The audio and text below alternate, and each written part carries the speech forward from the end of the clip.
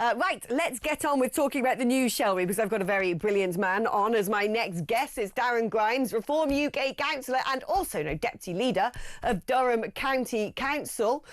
Good afternoon, Darren. Good afternoon. Oh, wonderful to have you on the programme, my love. Now, your leader, Mr Nigel Farage, is, as I understand, doing a press conference at the moment in Bilth Wells with some announcements he's about to make, potentially, about what might be going on with reforms plans for the Senedd. He is at the Royal Welsh Show. When we get details of that, we'll pick it up. I hope that is something exciting as a journalist. But in the meantime, I mean, he's just started a 6-week push, hasn't he, to rolling out some of reform's policies. Yesterday was all about law and order, and that Britain is facing a societal collapse. What did you make of what he had to say? How close to civil disobedience do you think we are, Darren?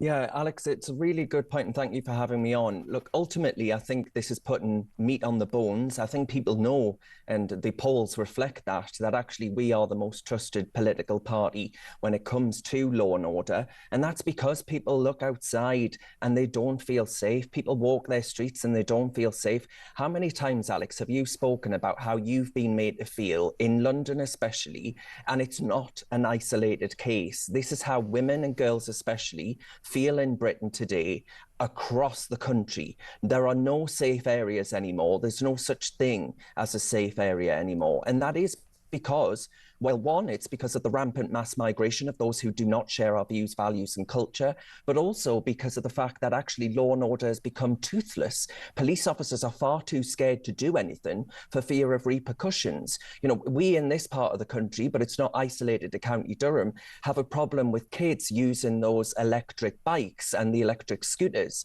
Now, Alex, the police are utterly powerless to do anything about them, because if the kids end up being knocked off these bikes or scooters, well, the police officer ends up getting done, not the kid that's up to no good on said bike or scooter.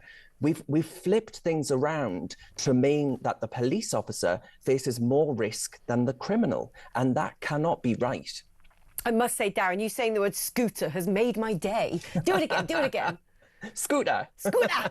My dad's from Durham, by the way, and I studied at university in Durham. My very first job as a journalist was ITV Time Tees. I know lovely Durham very well. It's a brilliant place indeed. Let's have a little clip of Nigel Farage yesterday talking about lawlessness. On Epping, I don't think anybody in London even understands just how close we are to civil disobedience on a vast scale in this country, and I regret saying that. Of course, there were some bad eggs that turned up at Epping. Don't underestimate the simmering anger and disgust that there is in this country that we are letting in every week. In fact, some days, many hundreds of undocumented young males, many of whom come from cultures in which women and young girls are not even treated as second-class citizens. So the answer is yes. I do understand the genuine upset and anger. And I'll bet you that most of the people outside that hotel in Epping weren't far right or far left or anything like that. They were just genuinely concerned families. Yeah, I mean, Darren, you've had a big baptism of fire. I don't think you were a councillor before you became Deputy Leader of Durham County Council. Quite a huge responsibility there. Now, people might think up in Durham, well, it can't have the same sort of issues as down in the southeast. But I remember just down the road from Durham, of course, is Sunderland, which became a focal point when it was the post-Southport rioting. What have you discovered as Deputy Leader of Durham County Council when it comes to things like the disbursement of migrants? Do you have lots of migrant hotels in your county? We don't have migrant hotels. To be honest with you, there aren't really those kinds of tourist sites like hotels to actually put these migrants in them. What is happening, though, is that private rented accommodation, we have deprived parts of our county that are being utilised, and the purchase of said properties to actually put in migrants, often 6 at a time. In my ward in particular, a woman complained to me about a HMO being created, that's a home with multiple occupancies, to put 6 single men in there, next to a woman who is fearing for the safety of not only herself, but of her children. Now, imagine the fear that she's living through right now, how vulnerable that is. And for saying that, by the way, Alex, I've been accused of racism. I've been accused of all kinds of the most virulent strains of bigotry you can possibly hope to imagine. But even, you mentioned Sunderland there, even Sunderland, which is currently Labour controlled, it won't be come this time next year, I'll bet you my bottom dollar on that one. But even Sunderland have said that they have pushed back on being used as a dumping ground for migrant accommodation. They've just said that today in an announcement following what we did here in Durham. So the tide is very much turning, but we are so tired in the northeast of England of being used as a vet Cooper's migrant dumping ground. So the sooner that we get a reform government that stops this sheer insanity, the more hopeful I think we'll all be for the future of our country. Darren, I've got a bit of breaking news for you. Your party leader, Nigel Farage, has just announced a defection in the Senate. Laura Ann Jones, who was a member for the Conservatives, has now defected to Reform. So without a ballot even taking place, Reform UK now have their first member of the Welsh Assembly.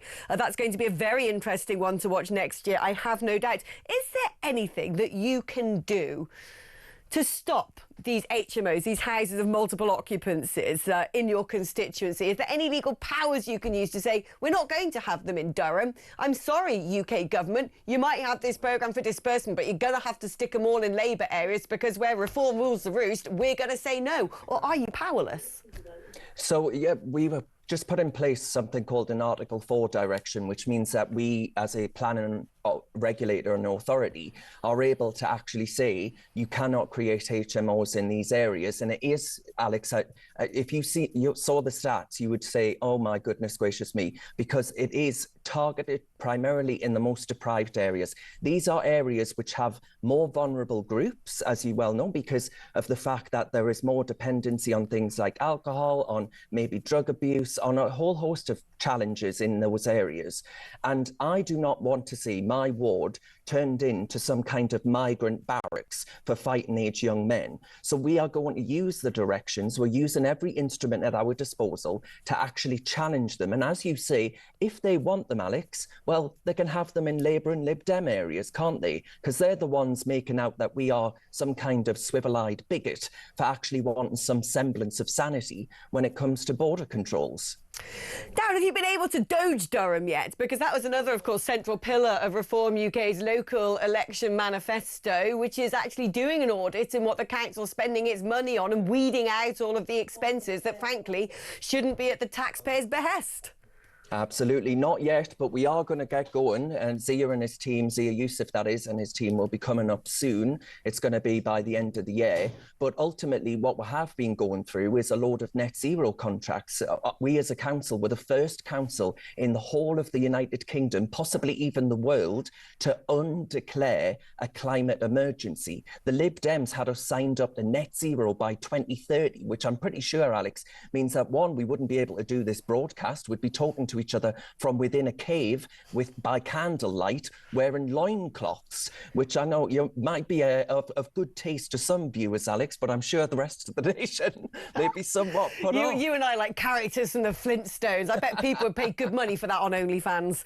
But Darren, this has been such a baptism of fire from you for being a brilliant social media digital supremo in Conservative campaigning, then going on to host your show at GB News, and now Deputy Leader of a county council, having not been a councillor before. How has that been for you? I mean, is it what you expected? People said, well, Reform's going to not be able to do this. All these people, they've never been elected before. They don't know what's going on.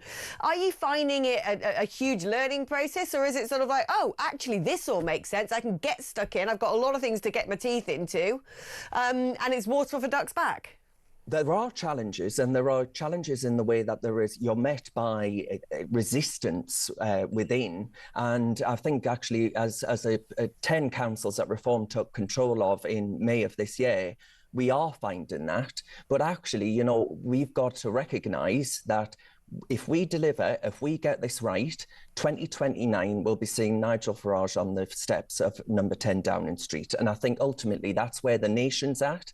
That's what we're fighting for. So forget your resistance, because it's going to be futile, because we are going to deliver. We are going to get things done. It's been a weird old journey for me personally, Alex, but actually seeing the sentiment, the groundswell of support from people that I grew up with, from people that I've never met before but live in the same county as, it's been really, really heartwarming to see the genuine hope and aspirations reflected in us as new politicians to actually deliver for people. And that's what we're going to do. I'm determined to do that, Alex. And I think actually the activism and work leading up to this has been part of a rich tapestry, as it were, to actually get to this point and start to actually stand up for people in the way that I've done my whole career and you've done yours. Darren, it's a delight speaking to you, my darling. It's so lovely to catch up, albeit, separated by 300 odd miles and via video link. But there you go. Darren Grimes, once television sensation, now Reform UK Council and Deputy Leader of Durham County Council.